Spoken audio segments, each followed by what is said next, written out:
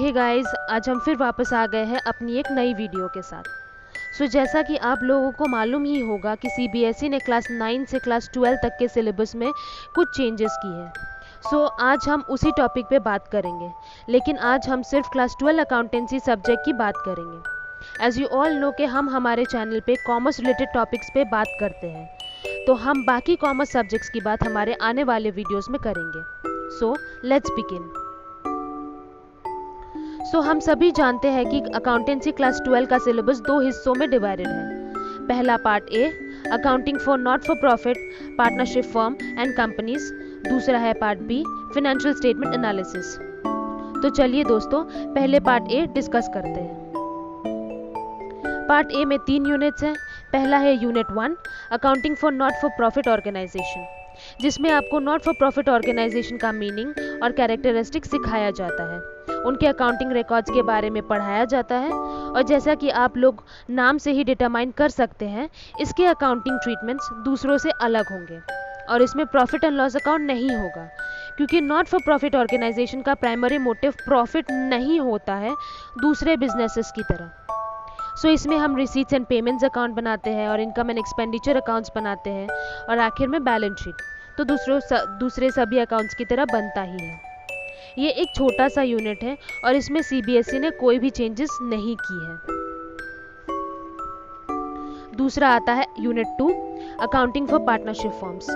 इसमें आप लोग बहुत सारे टॉपिक्स पढ़ते हैं, जैसे what is partnership, its features, what is partnership deed, provisions applicable in the absence of partnership deed, partners capital accounts, difference between fixed and fluctuating capital accounts, how to prepare profit and loss appropriation accounts, guarantee of profits to a partner और partners by the other partner और partners, valuation of goodwill, reconstitution and dissolution of firms, जहां आपको change in profit sharing ratio between partners, admission of a partner, retirement and death of a partner and dissolution of a partnership firm पढ़ाया जाता है। इस unit के काफ़ी कुछ topics delete हुए हैं, जो reconstitution and dissolution of firm section से है।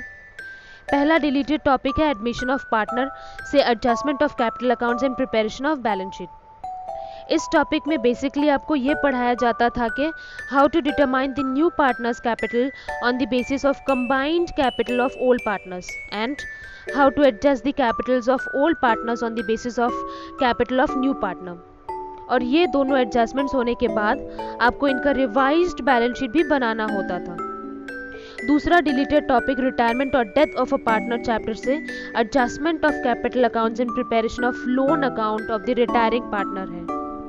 इसमें बेसिकली आपको पार्टनर्स का कैपिटल अकाउंट्स एडजस्ट करना पड़ता था depending on the demand of the question, और आपको जो रिटायरिंग पार्टनर है उसका लोन अकाउंट भी बनाना पड़ता था हर साल जब तक लोन रिपेमेंट ना हो। अब ये दोनों टॉपिक्स ही हटा दिया गया है सिलेबस से। और lastly, in case of death of a partner, हम डिसीज्ड पार्टनर का कैपिटल अकाउंट बनाते थे और उसके हिस्से का कुछ पैसा अगर देना बाकी रह जाता था तो हम उसके एग्जीक्यूटर का लोन अकाउंट बनाते थे हर साल till the year of repayment. अब ये दोनों टॉपिक्स भी डिलीट कर दिए गए हैं सिलेबस से। तीसरा यूनिट 3, अकाउंटिंग फॉर कंपनीज। इसके दो हिस्से हैं, accounting for debentures and accounting for share.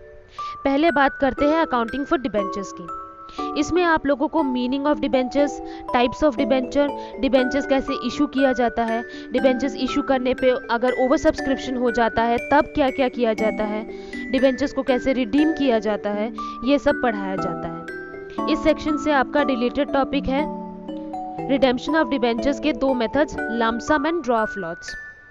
ये दोनों बहुत ही छोटे टॉपिक्स हैं और इस सेक्शन से ज़्यादा क्वेश्चंस आता भी नहीं है सीबीएसई क्लास 12 एग्जाम में। इस टॉपिक के डिलीट होने पे आप लोगों को कुछ खास फर्क नहीं पड़ेगा। दूसरा हिस्सा, अकाउंटिंग फॉर शेयर कैपिटल।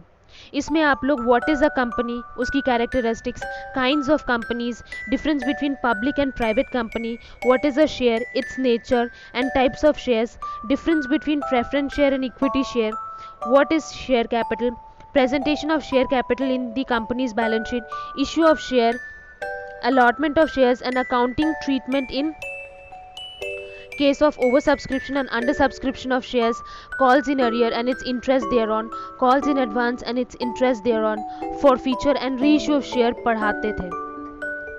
इस हिस्से में कुछ भी टॉपिक डिलीट नहीं किया गया है। फिर आता है part B, financial statement analysis. इसमें सबसे पहले आता है unit 4, analysis of financial statements, जिसमें आपको what is a financial statement analysis, its objectives, importance and limitations पढ़ाया जाता है। फिर आपको उन टूल्स के बारे में बताया जाता है जिनके जरिए फाइनेंशियल स्टेटमेंट एनालिसिस होता है, जैसे comparative statements, common size statements. फिर आपको कंपैरेटिव और कॉमन साइज स्टेटमेंट्स के जरिए एनालाइज करने के प्रॉब्लम सम्स मिलेंगे। ये यूनिट भी बहुत छोटा है, इसलिए इस यूनिट से कोई भी टॉपिक डिलीट नहीं किया गया है। Unit 5, accounting ratios.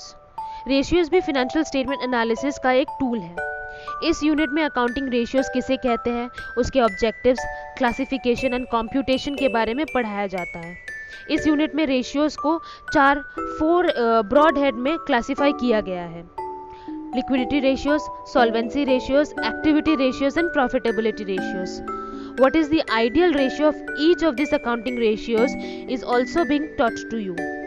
ये यूनिट भी काफ़ी छोटा है, इसलिए इस यूनिट से भी कोई टॉपिक डिलीट नहीं किया गया है। Unit 6, cash flow statements. इस यूनिट में आपको कैश फ्लो स्टेटमेंट का मतलब, उसका ऑब्जेक्टिव्स एंड उसे कैसे प्रिपेयर किया जाता है, ये सिखाया जाता है। फिर डिफरेंट एक्टिविटीज़ को operating, investing and financing activities के हेड में क्लासिफाई करना भी सिखाया जाता है। फिर आपको कैश फ्लो स्टेटमेंट तैयार करने के लिए प्रॉब्लम सम्स दिए जाते हैं। ये यूनिट भी बहुत छोटा है, इसलिए इस यूनिट से भी कोई चेंजेस नहीं की गई है। Lastly, project work. Project work के लिए पहले 3 प्रोजेक्ट्स बनाया जाता था, अभी एक ही फाइल बनाया जाएगा, यानी 3 प्रोजेक्ट्स की जगह अभी सिर्फ एक स्पेसिफिक प्रोजेक्ट बनाना होगा।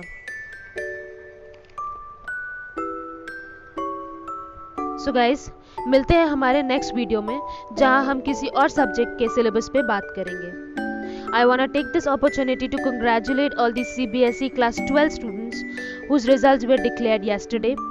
Fly high students, all the best for your future. अंत में मैं नीलम अग्रवाल को शुक्रिया बोलना चाहूँगी कि उन्होंने ये टॉपिक पे रिसर्च किया और ये PDF तैयार किया। Last but not the least, thank you guys, thank you अंत तक बने रहने के लिए।